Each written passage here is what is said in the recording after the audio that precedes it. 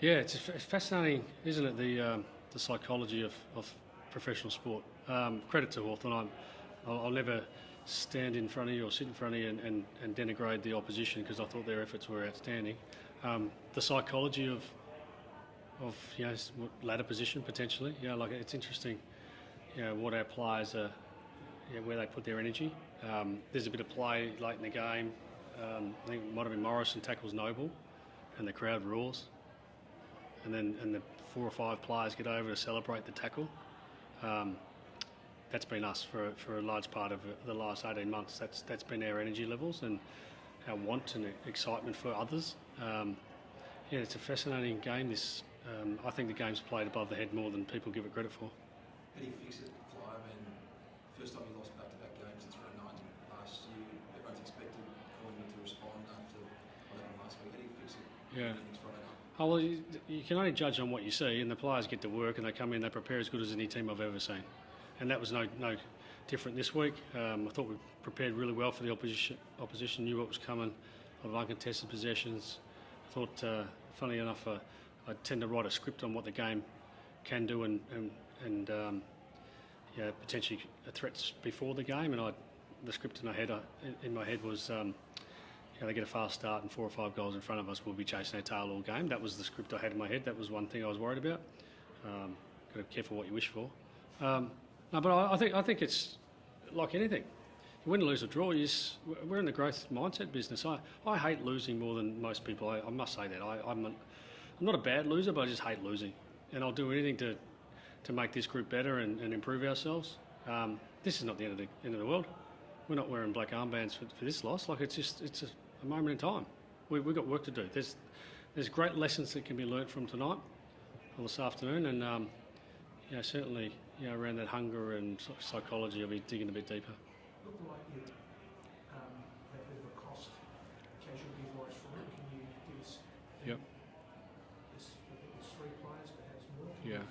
Yeah, no, it's there's more than the 4 points lost here. There's a couple of players that we'll be chasing the clock to get up. I think.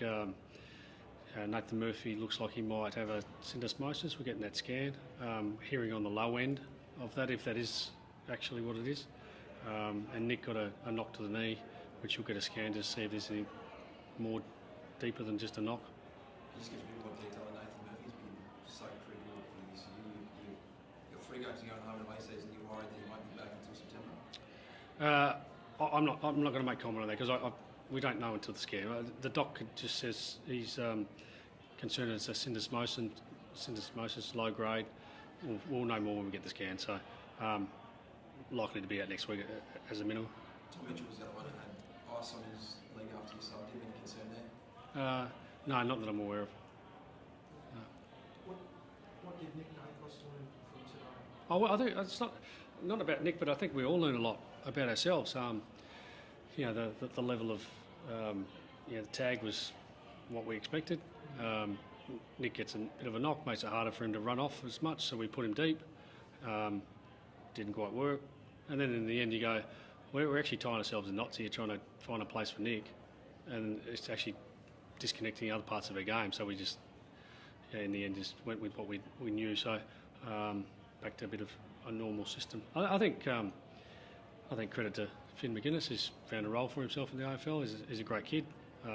Lucky enough to work with him for 12 months. So he works as hard as his game as anyone I've seen. So challenges always present. When did Nick get that knock? Because you were sort of had him down in attack. I think second quarter. I don't know exactly though. I don't want to take away from.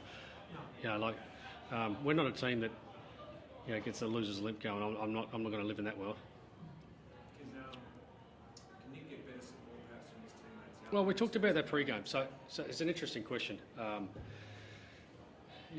not sure. I have to look at the tape. We like to think we look after each other quite well. I think the disconnection between our game a little bit has just gone off the last couple of weeks. Comparative, if you compare that tackle on the boundary line to what we do, maybe there wasn't enough of those efforts consistently enough.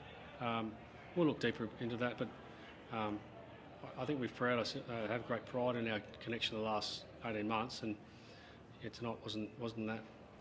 The other great matchup in the game was the hard work Jamie Yeah. How did you assess that? Because Jamie finishes with 3 goals. Blake Harvey had a phenomenal game. Yeah. I would have thought most of their players would have said they played well. Like I haven't seen them play like that this year, and they're a young team that'll look back at this game and be, oh wow, we beat Collingwood at the MCG. That gives them great hope for what's the future. For us, it's about learning good lessons along the way, getting our best players playing good. I didn't think our best players played well tonight, so we get back to work on that. And like any team, if you don't have your best players playing well, it makes it hard for others. Do you look at Billy Brown? Can he come back in to support the loss of Nathan? Yeah, I think we'll. Billy was meant to play tomorrow. I think we'll rest him and keep him in mind for 5 days' time or whatever it is post tomorrow. So the need some tools forward of the ball and with Mason Cox, does that still need tinkering, do you think, after what happened at the centre bounces? Do you need that extra rapid? Yeah, 18-3 at centre bounce is not a great result, is it? So if you just want to be pragmatic and call it what it is, you lose 18-3, the ball's played in your back half and you have to transition well. We can make all these other things up, but that's one thing we just need to be better at. And we're a work in progress, and this is not the last game of the year. Neither's next week, so we're working towards finding out some answers. And some of these the questions that are upon us, we've got to find out quickly, don't we? Because there's 3 weeks to go in the regular season, so we just need to find out a bit more. Fly, there was a view during the week that the Carlton loss would be beneficial. Do you think you look back by the end of September, this fortnight is really helpful in getting you through to where you want to get to? Yeah, I live in that world that I reckon that, I'd like to think so. Yeah, I'm an optimistic guy, and I look on the bright side of life and look for the good in things.